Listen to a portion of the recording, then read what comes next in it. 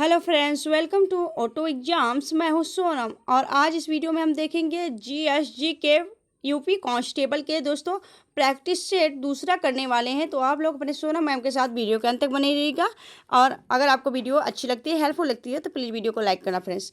चलिए चलते हैं पहले क्वेश्चन की तरफ। तो पहला क्वेश्चन आपका 1975 यानी कि 1975 के राष्ट्रीय आपातकाल के दौरान भारत के राष्ट्रपति कौन थे? तो आपका राइट आंसर होगा ऑप्शन सी, फ़खरुद्दीन अली अहमद थे। दोस्तों फ़खरुद्दीन अली अहमद दोस्तों जो थे वह आपके इंदिरा गांधी के कहने पर संविधान के 352 आर्टिकल 352 के तहत देश भर में इमरजेंसी लागू कर दी, यानी कि राष्ट्रीय आपातकाल लागू कर दिया।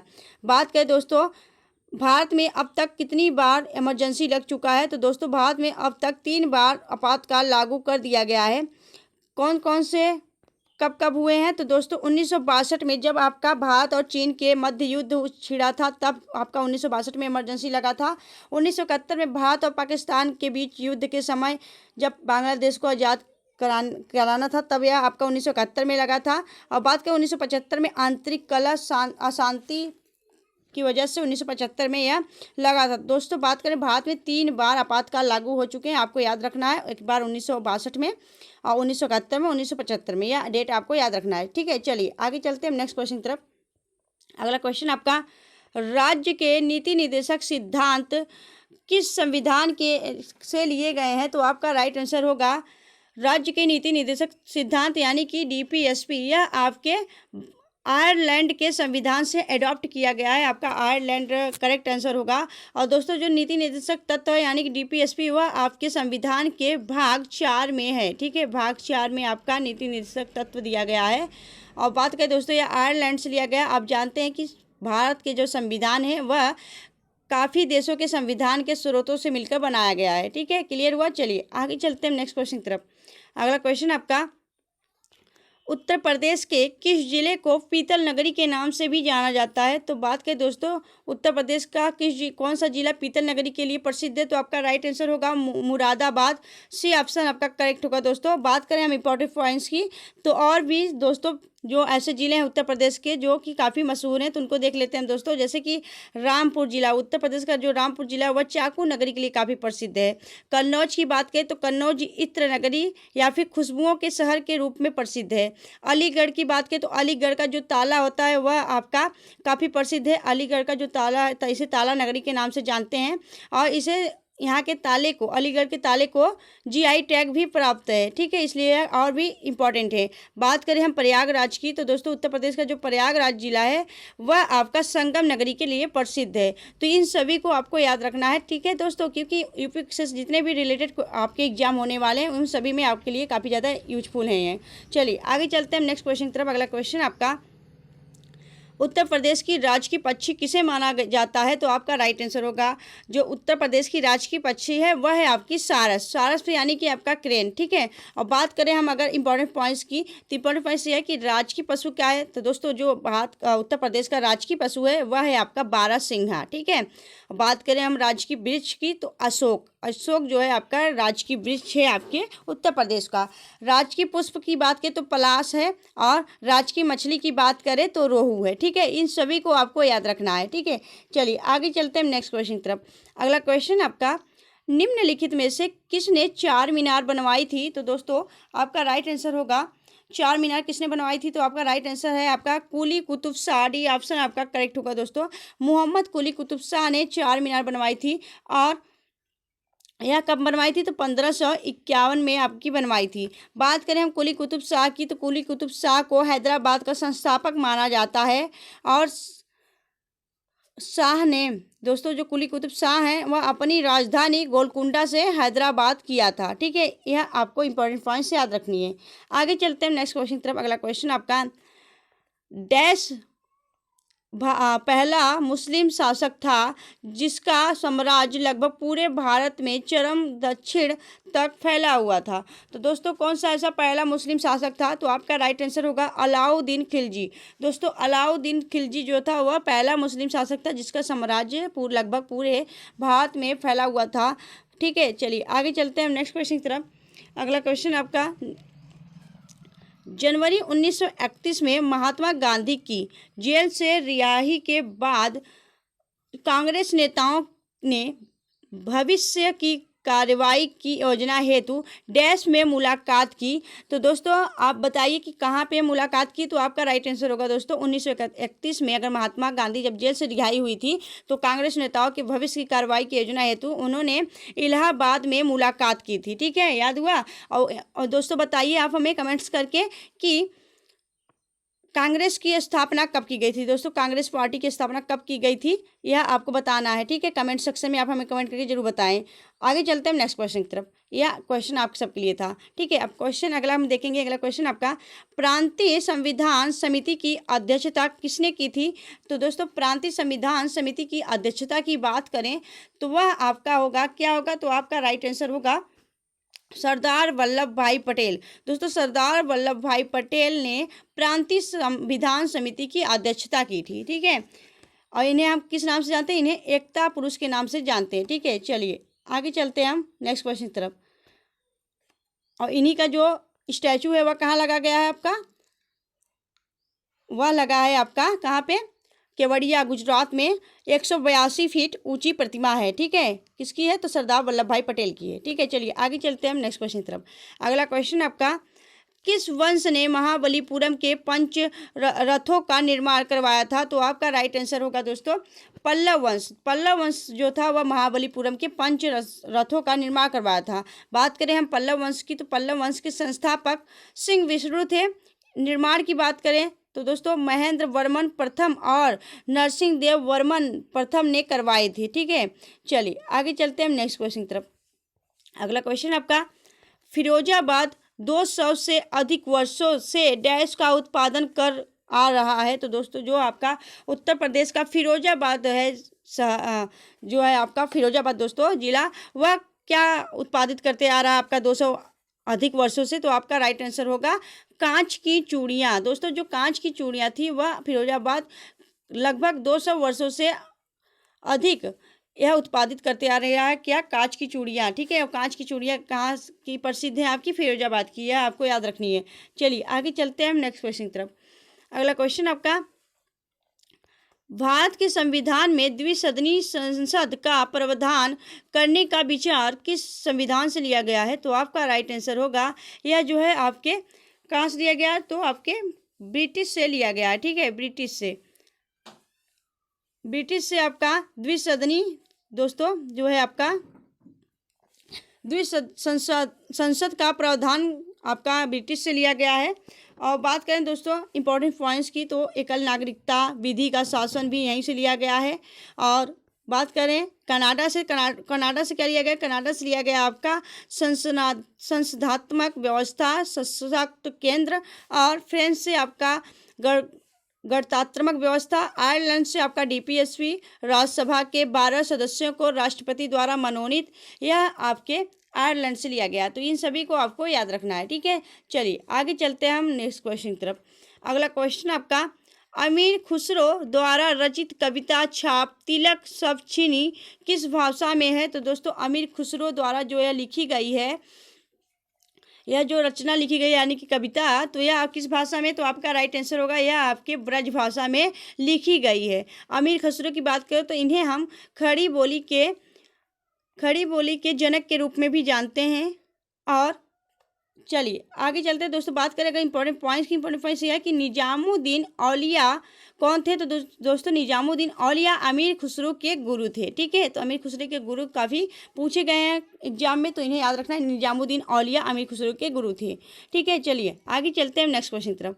अगला क्वेश्चन आपका, कौन सी रेखा भारत और पाकिस्तान के बीच की समय सीमा तय करती है। तो आपका राइट आंसर होगा भारत और पाकिस्तान की समय सीमा कौन सी रेखा तय करती है। तो आपका राइट आंसर आपका रेड क्लिफ रेखा। दोस्तों रेड क्लिफ रेखा तय करती है। और इसकी दूरी कितनी है, तो भारत से पाकिस्तान की जो रेड क्लिफ रेखा है इसकी दूरी है आपका 3323 किलोमीटर है। ठीक है, चलिए अब बात करेंगे हम डुरंड रेखा। तो डुरंड रेखा किसके बीच है। तो दोस्तों डुरंड रेखा जो है आपके पाकिस्तान और अफगानिस्तान के बीच है।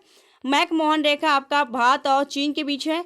मेडिसन लाइन जो है आपका 49वीं समांतर रेखा, वह आपके यूएसए और कनाडा के बीच यह सीमा है। ठीक है, इन सभी को याद रखना है। चलिए, तो दोस्तों अगर आपको वीडियो अच्छी लग रही है, हेल्पफुल लग रही है, अपनी सोनम मैम की मेहनत अच्छी लग रही है, तो प्लीज़ वीडियो को लाइक करते हुए चलिएगा फ्रेंड्स। चलिए आगे चलते हैं। नेक्स्ट क्वेश्चन आपका, प्योंगयांग किस देश की राजधानी है? तो दोस्तों जो प्योंगयांग है वह आपकी उत्तर कोरिया की राजधानी है। तो ठीक है, उत्तर कोरिया की राजधानी आपका प्योंगयांग है। बात करें अगर हम उत्तर कोरिया की राजधानी प्योंगयांग है, बात करेंगे हम दक्षिण कोरिया की, दोस्तों दक्षिण कोरिया की राजधानी क्या है? कंपाला। ठीक है, और इसकी मुद्रा क्या है? सिलिंग। ठीक है, और बात करें हम उत्तर कोरिया की, तो उत्तर कोरिया की राजधानी जो है आपका प्योंगयांग है और इसकी मुद्रा क्या है? वान है।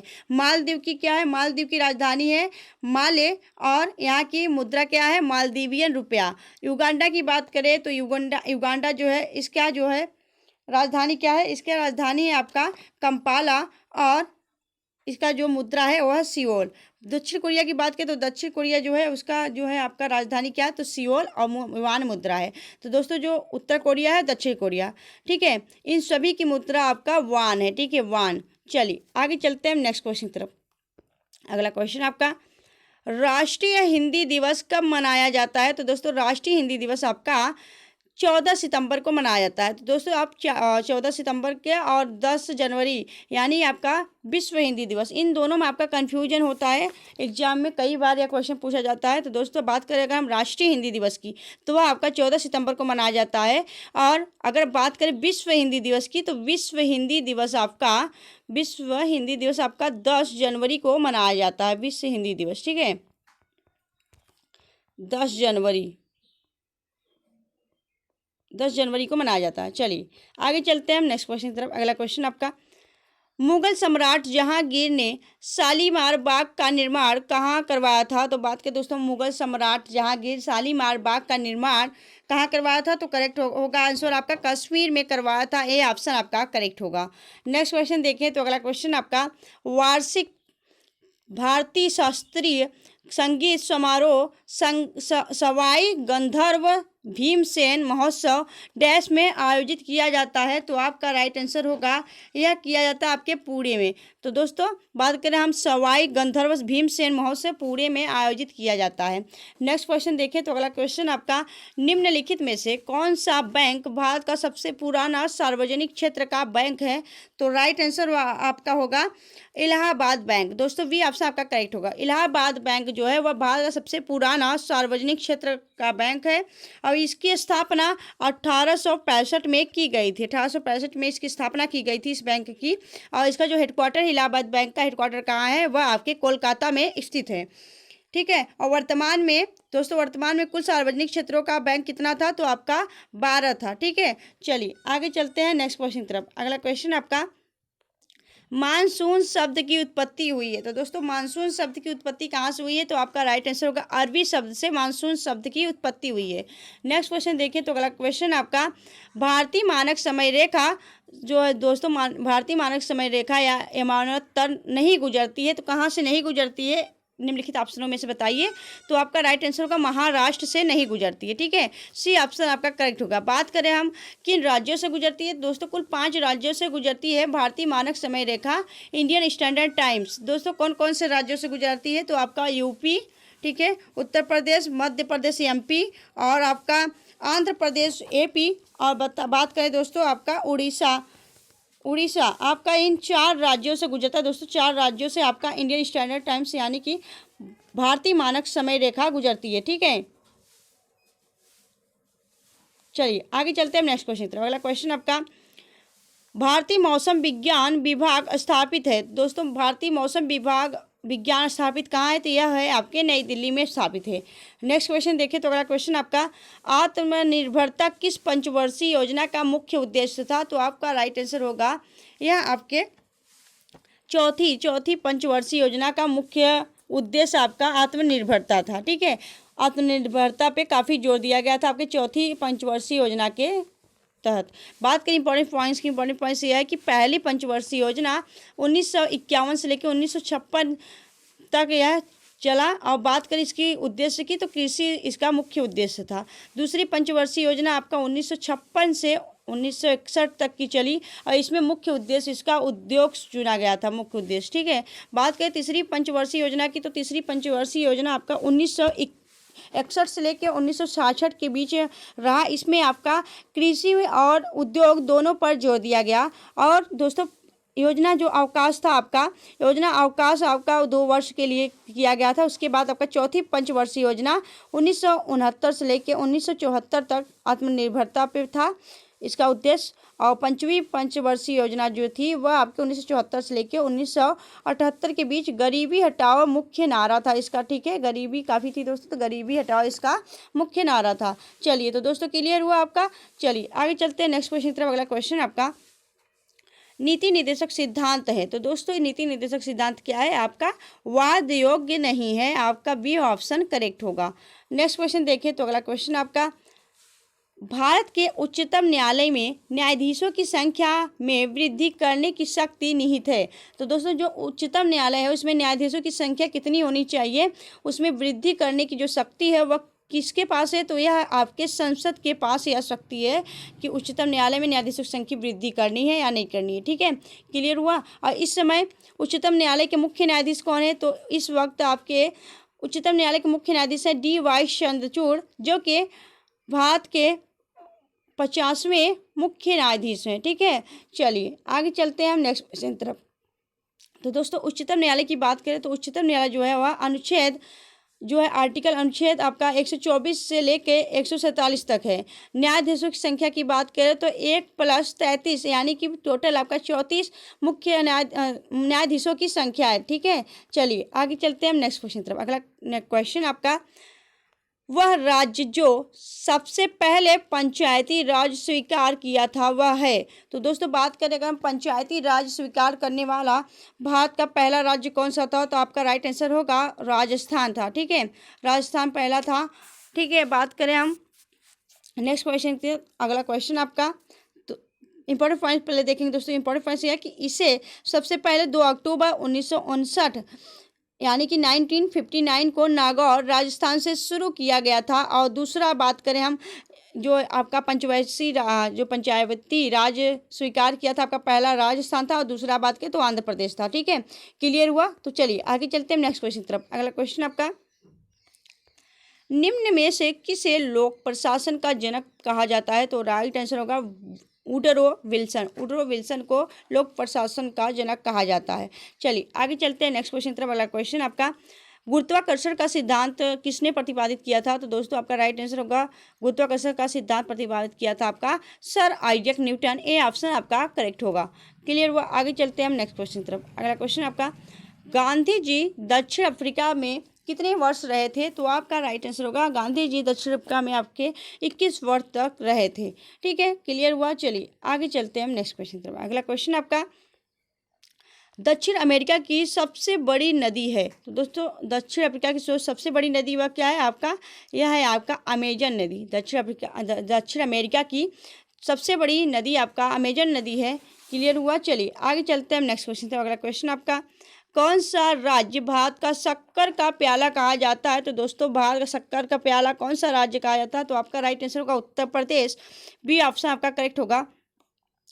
और बात करें हम इंपॉर्टेंट पॉइंट्स की, तो गन्ना उत्पादन में पहला राज्य आपका भारत का पहला राज्य कौन सा है? उत्तर प्रदेश। शक्कर यानी चीनी जिसे हम शुगर के नाम से जानते हैं वह आपका पहला राज्य उत्पादित करने में कौन सा है? आपका पहला है स्थान आपके महाराष्ट्र का।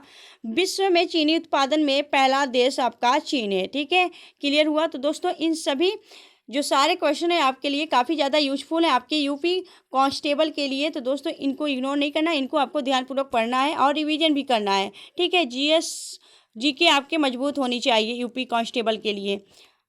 चलिए आगे चलते हैं हम नेक्स्ट क्वेश्चन की तरफ। अगला क्वेश्चन आपका निम्नलिखित में से कौन सी जॉर्डन की राजधानी है? तो बात करें जो जॉर्डन की राजधानी है वह है आपकी अम्मान। ठीक है, अम्मान जॉर्डन की राजधानी है। इसकी मुद्रा है आपकी दिनार। बात करें हम ढाका की राजधानी क्या है? ढाका की राजधानी आपकी बांग्लादेश की राजधानी है आपकी ढाका। और इंडोनेशिया की राजधानी है जकार्ता। और डबलिन किसकी राजधानी है? तो डबलिन है आपकी किसकी राजधानी है दोस्तों? तो डबलिन किसकी राजधानी है, इसे आप बताएंगे दोस्तों। डबलिन किसकी राजधानी, यह आपके कमेंट सेक्शन में आप हमें कमेंट करके बताएंगे। ठीक है, बात करें हम निम्नलिखित में से कौन सी भारत की सबसे बड़ी प्रायद्वीपीय नदी है, तो दोस्तों सबसे बड़ी प्रायद्वीपीय नदी किसकी है, तो आपका राइट आंसर होगा यह है आपके गोदावरी। दोस्तों भारत की सबसे बड़ी प्रायद्वीपीय नदी गोदावरी है, और गोदावरी कहाँ से निकलती है आपके, इसकी जो उत्पत्ति है वह त्र्यंबकेश्वर पहाड़ी से निकलती है, नासिक के त्र्यंबकेश्वर पहाड़ी से निकलती है, और इसकी कुल लंबाई 1465 किलोमीटर है।